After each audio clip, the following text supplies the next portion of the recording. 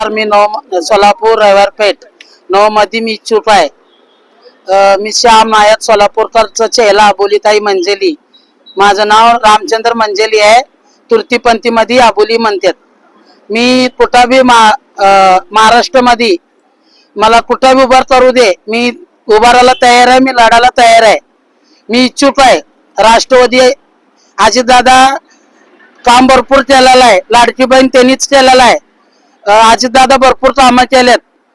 शेताचं कामं केलेत, रोजगारीचं कामं केलेत, कामगारचं कामं केलेत. अजितदादा एक नंबर काम केलेत म्हणून अजितदादा पक्षामध्येच आज आलो मी. काय अपेक्षा आहेत तुमच्या पक्षाकडून आणि तुम्ही काय नक्की निवडणुकीमध्ये मुद्दे घेऊन सामोरं जाता निवडणुकीला? माझा तुरत्या पंथ्यांना बी न्याय पाहिजे. तुरत्या पंथ्यांना गोरगरिबांना न्याय पाहिजे. आता जेंट्सला निवडून दिलं मी, जेंट्स काय काम केलं नाही. लेडीजला निवडून आणलं मी एवढ्यापर्यंत.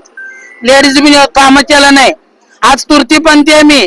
मला काय खायला प्यायला पैसा सोना साड्या भरपूर आहेत, पण गोरगरिबासाठी मी आज हे राष्ट्रवादी मध्ये उतरलेला आहे. माझं न्याय करावं अजितदादांनी. 100% मला न्याय करावं. मला तिकीट द्यावं. मी लढायला तयार आहे. निवडून येण्याची शक्यता तुमची आहे का आणि तुमच्या मागे मतदार किती येऊ शकतो? कशा पद्धतीचे काम तुम्ही आजपर्यंत केलेले आहेत?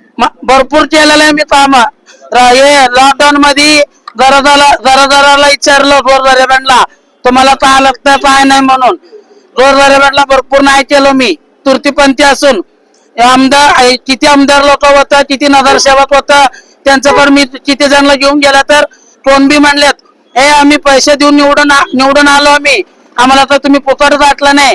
आम्ही पैसे दिलो तुम्हाला 1000 2000 500 रुपये आम्ही कशाला देऊ म्हणून असं म्हणलेत. आमदार लोक बी म्हणलेत, नगरसेवक लोक बी म्हणलेत. त्यांच्या इर्षेवरच मी आज उभारलेला आहे. गोरगरिबाला चांगलं करायचं माझ्याकडे आहे. अजून चांगलं करणार आहे.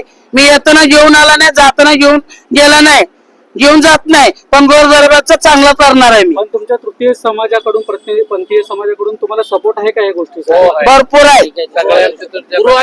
माझं गुरु आलेत ना, यायचे दादा या पुढे या.